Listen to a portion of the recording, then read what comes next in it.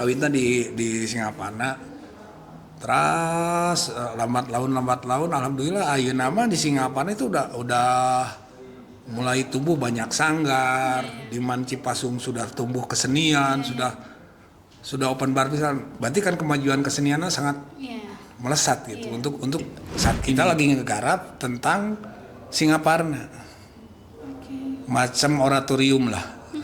Mini oratorium itu tentang sejarah Eyang Singaparna. Karena kan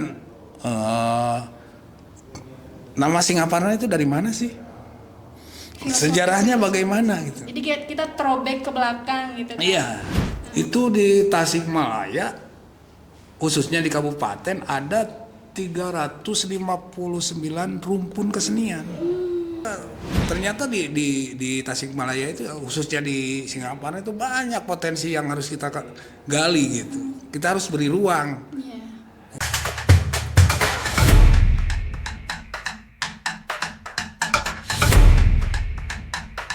Assalamualaikum warahmatullahi wabarakatuh. Halo semuanya, kembali lagi di Ruang Publik. Pada episode kali ini kita akan membahas terkait dunia kesenian, terutama dalam bidang musik. Saya Nur Halimah dan saat ini saya sudah bersama dengan salah seorang seniman asal Kabupaten Tasikmalaya yang begitu inspiratif. Beliau sudah berhasil melanglang buana bukan hanya sampai keluar kota, tapi juga melancong sampai ke luar negeri. Kita langsung sambut saja, ini dia Kang Ahmad Nasruddin. Halo Kang. Halo. Apa kabar Kang? Alhamdulillah Neng, sehat. Alhamdulillah baik ya. Sibuk sekali Kang akhir-akhir ini. Ya disebut sibuk, pengintentiasa sibuk Neng. Disebat nyase, itulah pekerjaan seniman. Gitu. Ngalir. Jadi sekali sibukna, wah tapal waktos gitu. Sekali santainya tapal waktos gitu. Tanya tahunku. Fleksibel ya. Iya, itulah kenikmatan berkesenian itu. Alhamdulillah. Ya. Nah, saya penasaran Kang, awal mula Akang terjun ke dunia kesenian itu bagaimana awalnya? Awal mulana teh biasku bahasa Sunda ya. Iya. Nah, awalnya pangainten simkuring memang lahir di keluarga kesenian. Kelarasan pun bapak itu pemain calung, komedian asli di Singaparna. Awalnya mungkin tidinya sarang disupport ku Raka kebetulan anjeunna sekolah di kesenian. Kesenian dan ayeuna alhamdulillah anjeunna di Brunei Darussalam anu ngembangkeun kesenian teh memang pun lanceuk gitu. Nah, dirojong ku anjeunna gitu ningali tiap uih ka dieu diajarkeun kesenian gitu. Berawal tidinya teras sakola nyupri ilmu di Bandung di SMKI. Pami ayeuna mah SMKN 10 Bandung. Nah, tidinya penginten teras kuliah di ISBI Bandung namun teu nyaman teu dugikeun ka tamat gitu. Eta awal mulana berkesenian seperti itu gitu. Berarti awal mula. Tapi ini sebelumnya aku gak apa-apa ya pakai bahasa Indonesia, takutnya tuh ada kesalahan. Iya, nggak apa-apa. Gak apa-apa. Jadi ada kejomplangan bahasa saya ini. Iya, bilingual lah. Iya. Nah, berarti awal mula tuh berarti karena faktor keturunan juga ya? Iya, bisa disebut gitu. Lalu memandang sejauh ini dunia kesenian khususnya di wilayah Kabupaten Tasikmalaya itu bagaimana, Kang?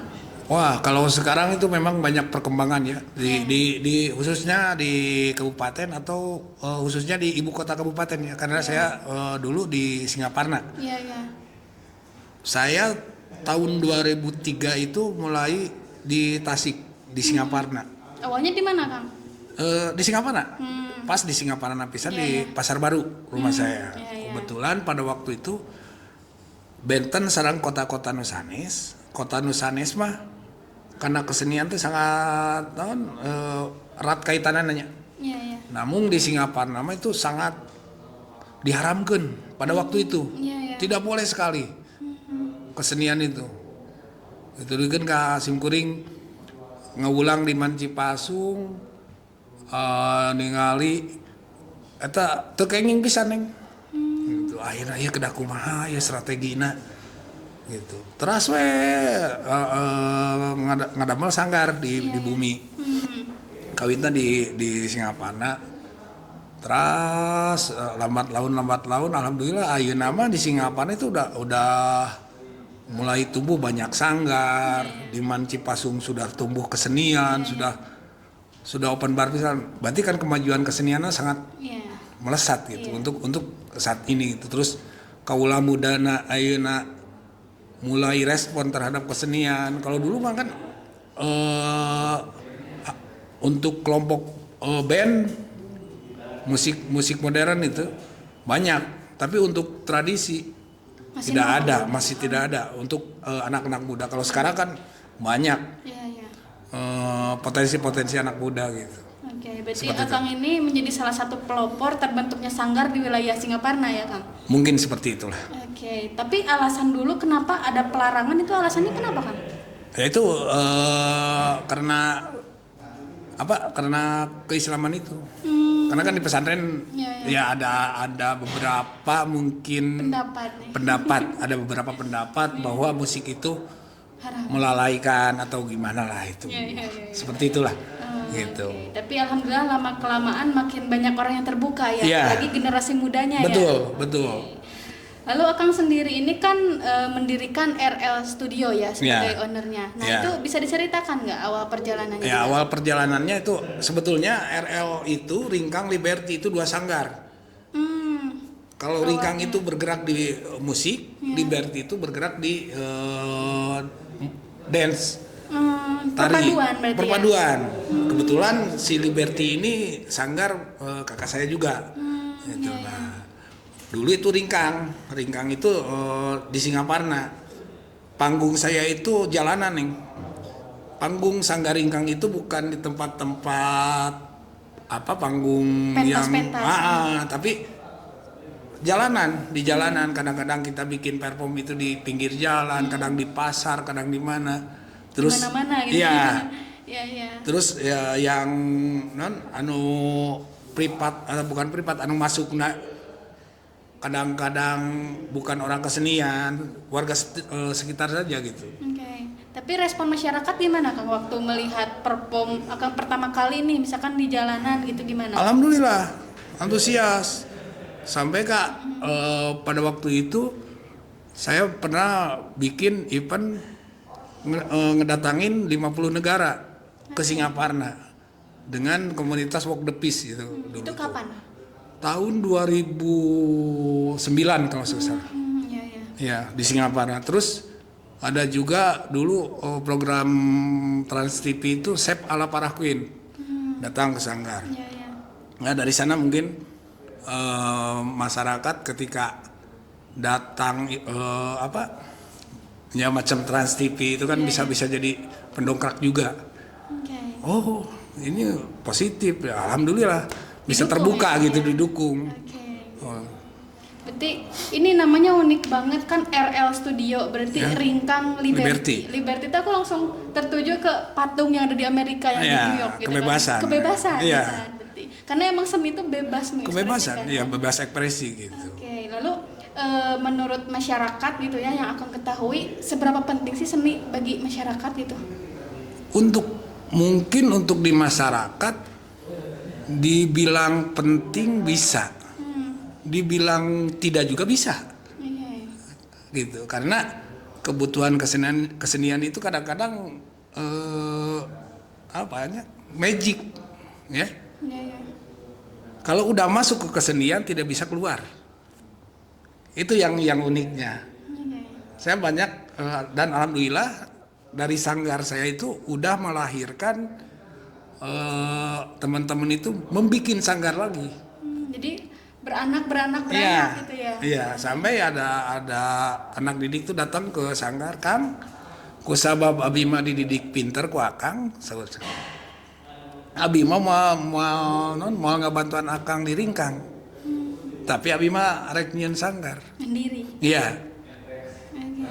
Pertama kecewa. Tapi awal-awal kecewa. Tapi kadienakeun saya berpikir justru pendidikan yang berhasil itu seperti itu. Langsung praktek. Iya, langsung bisa bikin lagi gitu kan. Itu berarti pendidikan di sanggar saya itu berhasil. Tapi kalau sekarang dari dulu sampai sekarang terus di sanggar, terus jadi pemain saron, itu tidak ada perkembangan menurut saya. Gitu. Tapi itu Akang awalnya mungkin ngerasanya tuh kayak terlalu cepat mungkin ya atau bagaimana? Iya. Karena iya. menghadirkan bisa hadirnya rasa kekecewaan itu gitu Kang. Itu sesuai waktu mungkinnya. Terus saya ketemu lagi sama teman, kebetulan teman saya di Bandung. Dia ngedenger si anak ini gitu. Lu berhasil. Anak ini udah bagus. Udah gini-gini. Dari sana. Oh, nama saya jadi gede. Bukan itu, bukan kecil kan. Nama saya jadi besar. Kenapa? Anak dididik nawai bisa kieu, kemudian guruna kan seperti itu. Mantap. Nah, itu dari sana. Oh iya, baru saya kekecewaan itu hilang. Oke, langsung meluap gitu aja Iya, ya. Karena melihat hasilnya gitu. Iya. Oke, lalu sejauh ini pengalaman proses kreatif bermusik ya Kang tuh yang sejauh ini digeluti itu musik jenis apa aja Kang? Kalau basic saya itu dari tradisi ya. Basicnya dari tradisi macam kenang Sunda, terus degung dan sebagainya. Nah, kesininya saya mau bikin musik kolaborasi, perkusi gitu, ya. terus musik eksperimental gitu. Seperti itulah. Dan sekarang lagi kita bikin diskusi musik gitu. Sejauh mana sih musik kita itu dengan musik barat itu apa sih? Yang bedanya itu apa? Gitu. Sebetulnya teori musik kita itu dibanding teori musik barat itu apa sih? Yang ini perbedaannya. Biar kita makin ngerasa jatuh hati juga sama musik-musik yang ada di lokal gitu. Iya. Sebelum kita emang suka ke produk-produk yang luar gitu ya. Iya. Sebetulnya kita lebih dulu sebetulnya. Lebih dulu hadir. Iya. Memang tidak terpublish ya. Iya. Lalu sejauh ini kan Akang tuh udah hampir ya bertahun-tahun itu jam terbangnya udah tinggi ya menggeluti dunia musik ini. Nah, gimana ya satu kalimat yang menggambarkan seberapa penting seni dalam diri Akang apa Kang? Kalau saya sih memang kesenian itu adalah ibadah saya. Jadi sangat penting dari apapun gitu. Ya, ya. Jadi penting banget gitu. Karena saya sempat pengen pensiun di kesenian.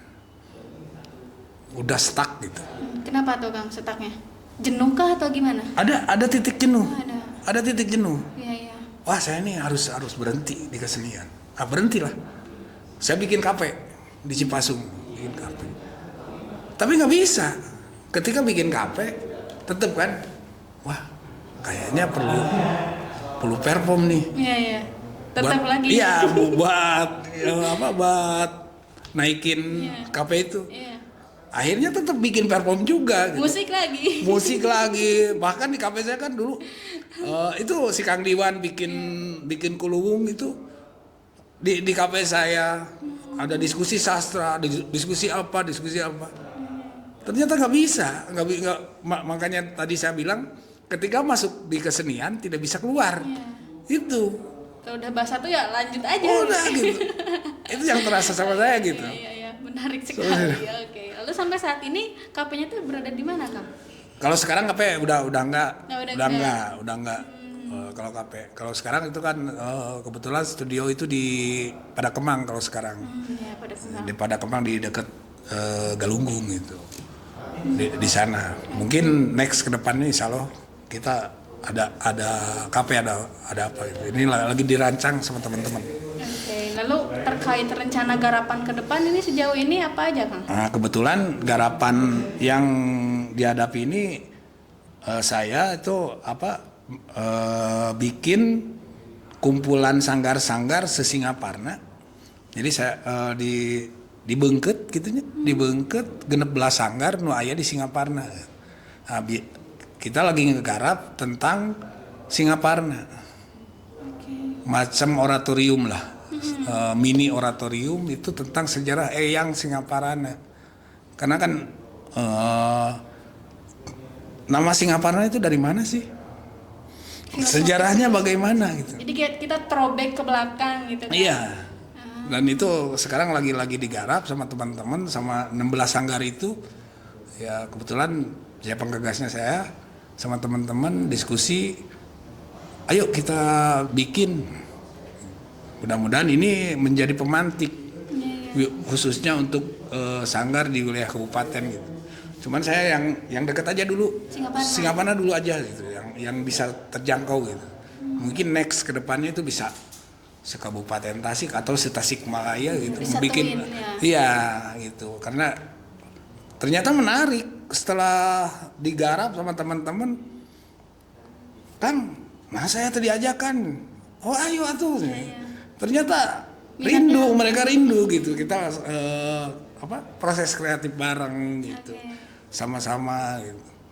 Wah asik juga kata. Ini baru 2 minggu lah kita jalan itu, baru 2 minggu.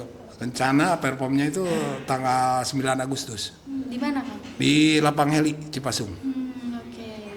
Lalu itu tuh sejauh ini perkembangannya tuh gimana Kang? Selain banyak orang yang minat dan merasa rindu akan kesenian itu, apalagi Kang? Memang sekarang banyak sekali sih perkembangannya. Ketika anak-anak muda sekarang industri kreatifnya di kesenian itu sangat melesat. Bahkan mungkin secara pemikiran kreatif lebih dari saya. Ya, makanya ada komposer muda kata saya kan. Sengaja kamu yang bikin musik. Gitu. Ternyata, wih dahsyat ini. Itu Pak luar biasa. Ternyata di Tasikmalaya itu khususnya di Singaparna itu banyak potensi yang harus kita gali gitu. Kita harus beri ruang. Gitu. Kita harus beri ruang mereka sebagai anak muda, yuk kamu berkarya gitu. Kita yang tua hanya sebagai pemantik gitu, mungkin pengarah jalur lah. Dia bisi mengkoting, lurus dikit gitu. Mungkin hanya seperti itu. Dan alhamdulillah itu terjadi gitu sama teman-teman, sama teman-teman itu. Oke, luar biasa sekali ya. Ini baru wilayah Singaparna aja gitu Kang. Dan apalagi kalau misalnya kita cakupannya kabupaten itu lebih luas lagi. Lebih luas lagi. Yang mana wilayah Kabupaten Tasikmalaya itu sangat luas. 39 kecamatan. Luas banget. Luas banget kan? Iya. Ternyata kesenian kita di lokal tuh banyak banget kalau misalnya kita ungkap gitu ya. Cuman kebanyakan itu ada yang terkubur, ada yang gak dikasih ruang, banyak banget. Banyak gitu bisa.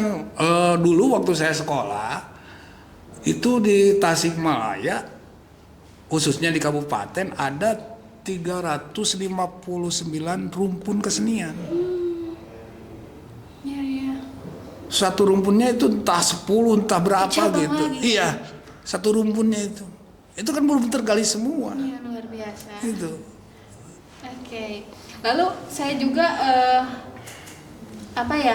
tertarik gitu ya terkait Akang yang pernah ke Brunei gitu sampai ke GBK itu gimana Kang ceritanya Kang? Kalau di Brunei alhamdulillah mungkin saya kan tukang ngalalana gitu, tukang banyak temen lah gitu, di sosmed atau di mana gitu. Kebetulan yang waktu di Brunei itu workshop kesenian Sunda, saya bawa kecapi, kendang, suling, gitu. Sendirian itu Kang? Atau berdua sama anak saya. Kebetulan anak saya suka ngedalang. Dalang cilik. Ya, berdua sama anak saya. Kita memberi informasi bahwa kesenian Sunda itu seperti ini loh. Gitu. Kebetulan teman saya yang ngajakin, yuk bikin kolaborasi katanya. Ayo. Gitu. Akhirnya ke sana dan antusiasnya luar biasa. Sampai pertanyaan-pertanyaannya dahsyat. Saya punya pengalaman ketika saya main kendang. Terus dia itu nanya sama saya, kalau main kendang katanya pengen enak suara yang kan kendang itu ditengkep ya sama kaki itu. Pengen suara bagus ditengkepnya itu berapa derajat katanya kakinya. Terus tekanannya berapa bar katanya. Wah, kan dahsyat kan? Kalau di kita kan nggak ada yang pertanyaan seperti itu. Cukup, Kang, diajar kendang lah. Oke, udah nurut. Kalau di sana kritis kan? Ngulik ya? Iya, saya jawab aja. Ini nggak bisa diukur dengan logika, karena kesenian kita itu kebanyakan diukurnya dengan rasa. Jadi tidak bisa saya logikakan ketika tingkat derajatnya berapa, tekanannya berapa. Itu ukurannya hanya dirasa. Jadi kalau Anda pengen menjadi pengendang hebat, datang dulu ke Sunda, diem dulu di Sunda, karena yang paling susah itu bukan memainkannya, tapi memberikan rasanya, itu yang paling susah. Kalau main gendangnya, anak saya juga baru belajar bisa. Kalau main-main aja. Ya gitu, tapi kan kalau memang mau menggeluti itu harus lebih dalam, gitu. Seperti itulah. Oke, berarti bermain kesenian itu bermain rasa ya? Rasa. Oke, karena mungkin bukan hanya beberapa derajat yang harus dihitungkannya itu, tapi lebih ke gimana cara kita ngenakin sebuah itu. Nanti otomatis. Kayak kita ngetir mobil lah. Iya. Itu kan. Ketika udah biasa, udah rasa, itu udah otomatis. Ini gigi 1, gigi 2 itu kan nggak dihafalin gitu. Bukan logika lagi yang main kan, itu perasaan yang main gitu. Iya, betul. Ya, seperti itulah. Itu waktu di Brunei ya, Kang? Waktu di Brunei. Lalu waktu di GBK gimana, Kang? Waktu di GBK itu kebetulan saya ikut bagian untuk melatih angklung terbanyak sedunia. Itu ada 30.000 pemain angklung. Kebetulan kerjasama dengan Angklung Ujo gitu, terus sama komunitas-komunitas AWI dan sebagainya itu banyak. Kebetulan saya mewakili Sepriangan Timur, cuman dari sanggar saya saja. Gitu. Iya. Sanggar RL yang tadi. Iya. Oke. Dan alhamdulillah sukses. Alhamdulillah itu ada di YouTube itu GWR Angklung. Oke, ini yang nonton jangan lupa nonton ya. YouTube apa, Kang? Iya, nggak apa-apa. Oke. Lalu itu tuh waktu tahun kapan, Kang, Kang mendapat? Itu 2022. Iya. Tahun-tahun kemarin ya, berarti masih lumayan baru ya, Kang? Oke. Baru. Itu tuh program yang diadain tiap tahun rutin atau bagaimana? Enggak, kalau itu memang programnya waktu Presiden Jokowi itu. Yang ngadainnya itu Bapak Tito Karnavian sebagai Menteri Dalam Negeri gitu. Waktu Pak Jokowi itu, kalau nggak salah, iya kalau nggak salah, dia yang bikin eventnya gitu. Jadi itu mah program yang emang bersifat langsung gitu ya, bukan yang tahunan. Ya. Nah itulah makanya saya udah ngerasain di kesenian itu dari pahit sampai senang gitu, alhamdulillah gitu. Sampai sekarang kan sanggar saya undangan dari luar negeri itu banyak. Sampai sekarang dari Kazakhstan, kemarin dari Maroko dan sebagainya gitu. Alhamdulillah. Itu di ACC semua? Ada yang di ACC, ada yang di cancel karena kan kalau hubungan dengan mereka itu kadang-kadang kita include semua, kadang-kadang kita yang nyari sponsor untuk tiketing pesawat itu banyak peraturannya gitu. Banyak sistemnya gitu. Itu paling jauh kemana, Kang, sejauh ini yang pernah dialami? Ke Jepang, ke Cina, Thailand, mungkin baru Asia lah. Kalau Eropa belum. Ya, itu se-RL Studio atau gimana, Kang? Kalau misalnya kita ke Jepang nih, kayak contohnya ke Jepang. Kalau ke Jepang itu kita hanya berlima, ya dari RL, terus gabungan dari Asia. Jadi kita bikin perform dari Indonesia, ngirimin apa, dari ini ngirimin apa, nanti dikolaborasikan. Oke. Bahkan saya pengen di Tasik bikin event seperti itu. Kedepannya ya. Ini udah mimpi saya. Mudah-mudahan itu bisa terjadi. Gitu. Semoga ya. Lalu itu tuh kalau misalkan kan aku dulu pernah ke Jepang gitu ya, mengirimkan 5 orang gitu ya dari itu. Nah itu tuh dari pihak Akang sendiri di RL Studio doang atau gabung sama kota-kota lainnya? Enggak, dari RL sendiri. Oke. Berarti kota-kota lain tuh belum semenonjol RL Studio ya? Soalnya sampai ada ini ke Jepang gitu, Kang, atau gimana? Sama juga, mereka juga kadang ada gitu. Dari Bandung, kebanyakannya Bandung, Jakarta. Komunitas-komunitas di Bandung, Jakarta, Surabaya, Jogja gitu. Nah, kenapa saya tidak pindah dari Singaparna? Saya duduk di Singaparna, tapi kesenian saya bisa kemana-mana. Gitu. Mendunia ya? Iya. Kan kebanyakan teman-teman saya di Bandung, di Jakarta. Kenapa kamu di Lembur? Ya saya pengen orang Lembur tapi bisa. go internasional gitu. Mantap. Nah make kudu ke Jakarta heula gitu. Iya. Bikin di Jakarta misalkan baru ke luar negeri gitu. Kan bisa dari Singapura bisa ke luar negeri. Seperti itulah mimpi-mimpi saya. Berarti mengharumkan kota kelahiran ya? Iya. Oke, mantap sekali. Karena gak jarang gitu banyak orang yang emang kalau punya udah ngerasa namanya udah besar tuh kayak pengen pindah gitu kan ke kota lain gitu kan supaya lebih ini mudah akses atau apa gitu ya kan. Mantap. Lalu sejauh ini tokoh yang menjadi inspirasi Akang gitu ya dalam hal dunia kesenian siapa sih gitu kan? Biasanya kalau kita tuh suka terhadap suatu hal tuh pasti ada kayak wah kayak si ini gitu. Saya tokoh inspiratif saya itu Bapak Koko Koswara, Mang Koko. Iya. Karena Mang Koko itu sangat dahsyat. Siapa yang tidak tahu Mang Koko? Karena keilmuannya, ilmu musik tradisi, karya-karyanya, kreativitasnya, wah itu sangat dahsyat. Cuman padahal dia lahir di Tasikmalaya di Indihiang. Tapi kenapa tidak ada minimal museumnya atau apa gitu? Itu yang saya sayangkan. Padahal kan itu sangat untuk dunia pendidikan musik tradisi khususnya itu banyak sekali kiprah dari Mang Koko itu sendiri. Iya. Tentang teori musiknya, tentang apapun itu. Seperti itulah. Tapi Akang pernah nggak untuk mencoba mengajukan gitu, ayo bikin museum buat ini gitu atau bagaimana? Pernah saya dulu diskusi sama teman-teman. Bahkan saya ngobrol sama anaknya Mang Koko, kebetulan guru saya, Ibu Ida. Sama juga di dunia kesenian? Sama di dunia kesenian, pengajar di SMKI. Saya nelpon, Bu, kalau rumah Mang Koko itu yang di Indihiang masih ada nggak? Udah dijual katanya. Itu yang sayangnya. Cuman kan ya mungkin kalau sama pemerintah mungkin itu kan bisa dilaksanakan gitu kan.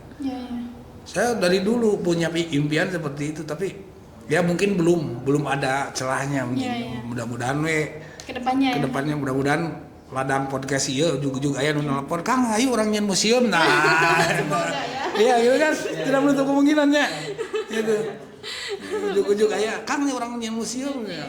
Wah, itu sangat menarik bisa karena orang Tasik gitu. Orang Tasik gitu. Benar.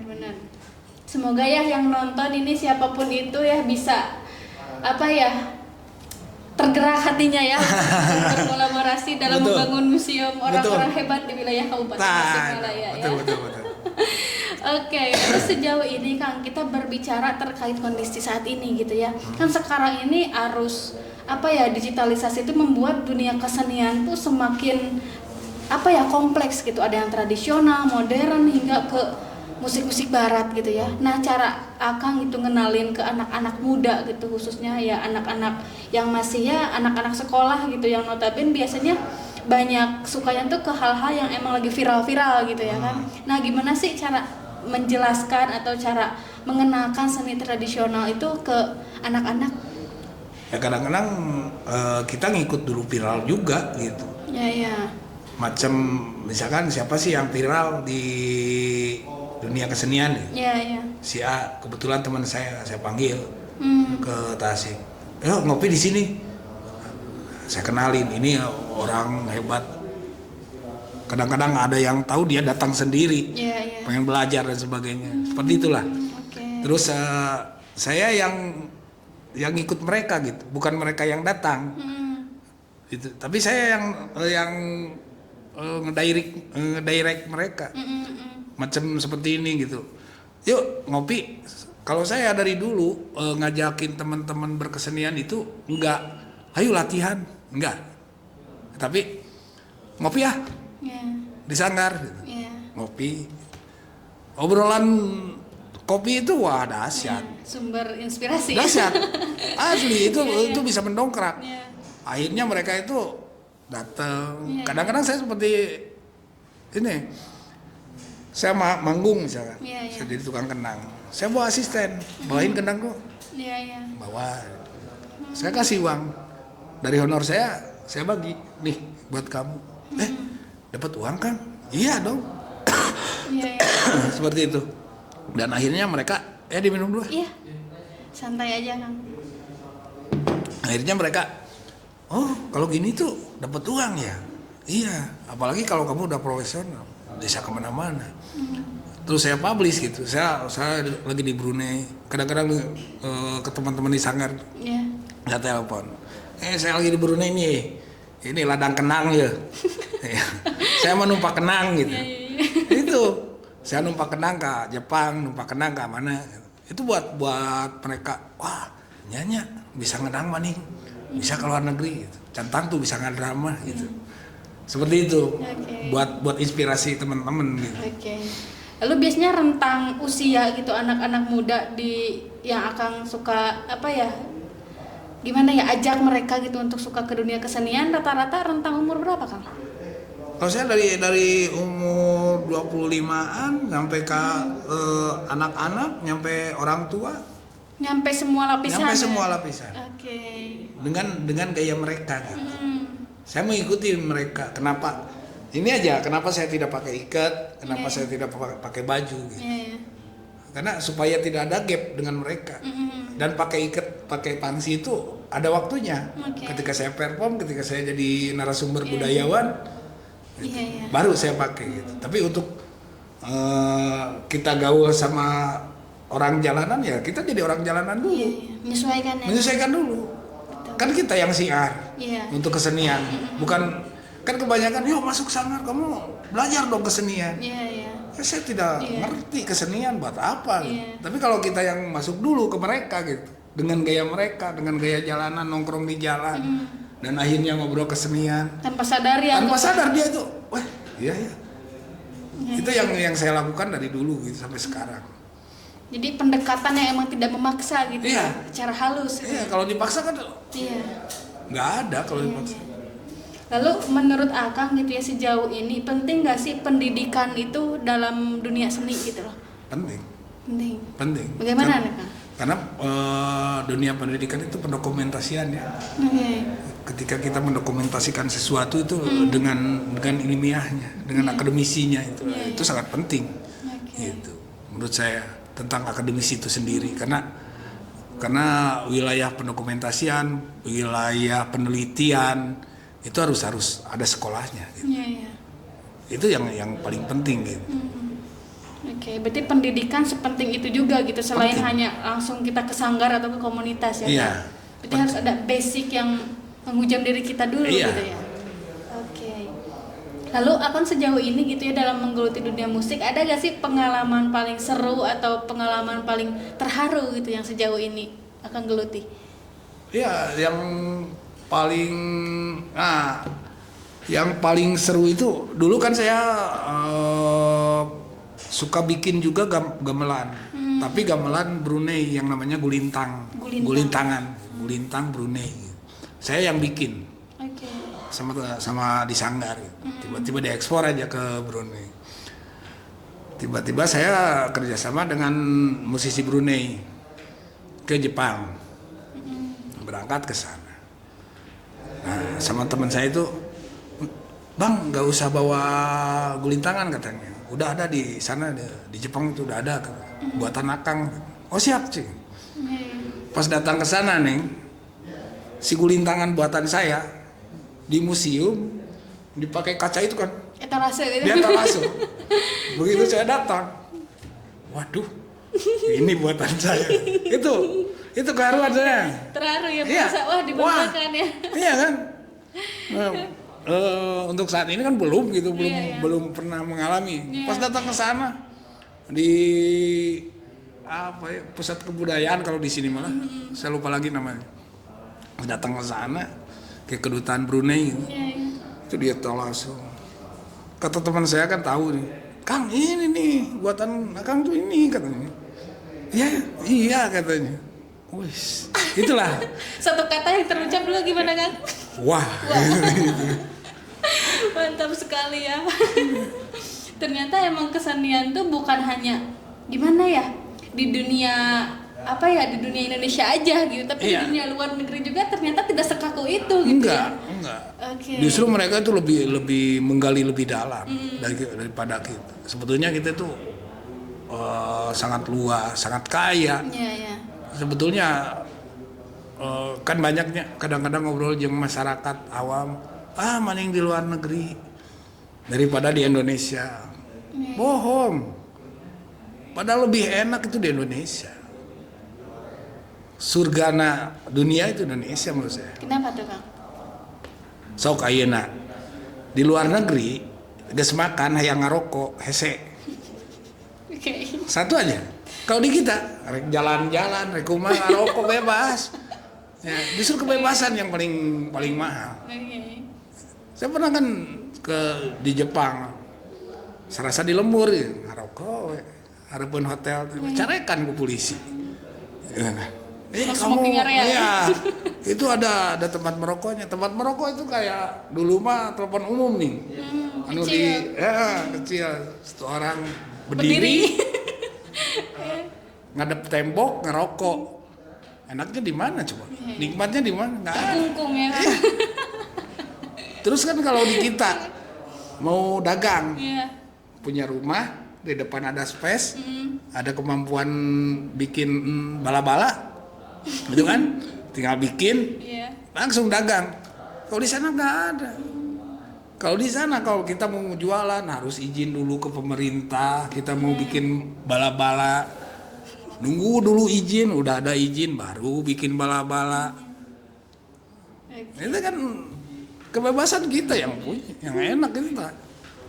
Itulah menurut saya gitu. Menarik sekali ini. Berarti sesuai dengan apa ya RL Studio gitu, Ringkang Liberty itu kan kebebasan Itu sendiri. Oke. Lalu sejauh ini respon pemerintah gitu Kang dalam dunia kesenian itu bagaimana Kang sejauh ini Kang? Jujur ya teh. Iya. Karena kan iya. Ya kumanya. Kadang-kadang saya disebut ada respon, ya kadang-kadang adalah, tapi tidak sebanding mungkin. Oke. Mudah-mudahan kedepannya mungkin adalah respon dari pemerintah untuk kebudayaan kita sendiri. Mungkin saya paham kenapa pemerintah belum memikirkan tentang kesenian dan kebudayaan, karena menurut mereka itu mungkin kita itu kaum minoritas nih. Seniman itu kaum minoritas. Ayeuna we di KTP lah. Ya. Pekerjaan seniman atau kabang. Bikin apa? Saya pernah tuh bikin debat yang pihak bank. Iya. Bapak pekerjaan apa? Seniman, Bu. Nggak ada, Pak, seniman. Ya gimana lagi? Wira swasta aja. Nggak bisa, Bu. Saya seniman. Oke. Itu nggak diakui kan? Iya. Berarti kita kaum minoritas. Jadi sebelum pemerintah itu memikirkan kesenian, pasti memikirkan masyarakat yang luas. Iya. Saya juga paham. Sebetulnya kan kesenian ini citra bangsa yang harus didulukan. Sebetulnya. Oke. Kalau ngobrolin seberapa respon pemerintah. Tapi Mungkin Pak Umlah diwacanakan karena bisi jadi CEO mah anti pemerintah gitu, bisi gitu kan. Karena ya seperti itulah. Iya. Tapi sejauh ini responnya itu bagaimana Kang? Contoh kecilnya? Responnya ya hanya ngebantu alat gitu. Sebetulnya menurut saya itu disebut penting bisa, disebut tidak penting juga bisa. Tapi yang saya harapkan itu justru bantuan ke Sanggar itu kesejahteraan dari per bulannya, per harinya. Di antaranya menurut saya udah jangan ngasih bantuan alat atau apa, tapi tolong dagangkeun Sanggar teh. Misalkan perform per minggunya di mana, perform per bulannya di mana, perform tahunannya di mana. Kalau di luar negeri itu seperti itu nih.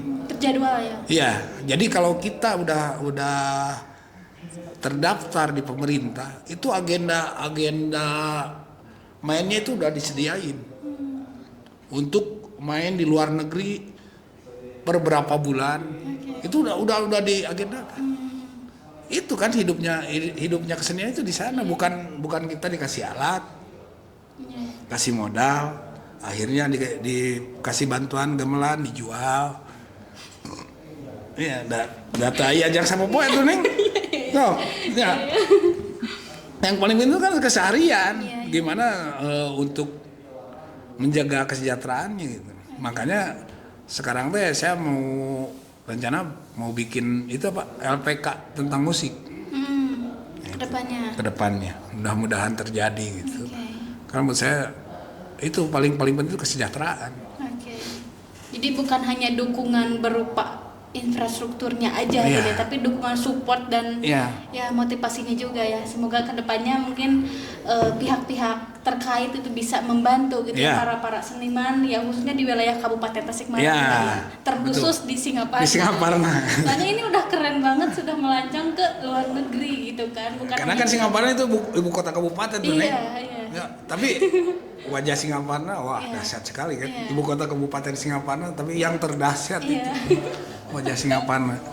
Oke, kita sekarang ngebahas terkait teknologi gitu ya sekarang ini. Kan sekarang tuh maraknya apa-apa tuh kayak gampang viral gitu ya dengan teknologi. Nah, sejauh ini menurut Akang gitu ya, seni itu bisa gak sih, seni tradisional gitu khususnya bisa sampai viral gitu Kang? Bisa, cuman biasanya yang instan itu nggak lama umurnya. Iya benar. Itu kan. Itulah ketika kita bikin viral, apalagi yang anu teka konsep gitu aja. Iya. Yang macam ayeuna tukang seblak atau apa gitu. Nu viral, naik nggak lama waktu, nggak melegenda gitu. Tapi kalau kesenian gitu, bukan tujuannya untuk itu, tapi untuk pelestarian dan melegenda gitu. Regenerasi. Iya. Jadi tidak apa, bisa mengikuti, bisa juga bertahan. Karena basicnya udah ada gitu ya, udah bertahan dari dulu gitu ya. Lalu terkait apa ya harapan-harapan kan tadi sudah disepilnya satu-satu. Nah sekarang mungkin sebagai closing statement ya terakhir pertanyaan, harapan-harapan Akang gitu dari A sampai Z kedepannya terkait dunia kesenian seperti apa, boleh Kang? Mudah-mudahan kesenian itu menjadi prioritas untuk kehidupan bangsa.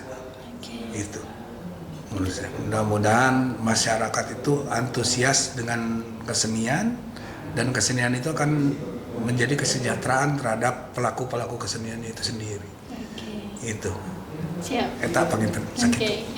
Mungkin itu saja episode kali ini. Semoga kedepannya kita bisa berbincang lagi dengan topik-topik menarik lainnya ya Kang. Semoga juga kolaborasi 16 Sanggar ini bisa menjadi pemantik kedepannya gitu ya. Semoga semakin besar dan berjaya gitu. Amin. Sekian episode kali ini. Terima kasih. Wassalamualaikum warahmatullahi wabarakatuh.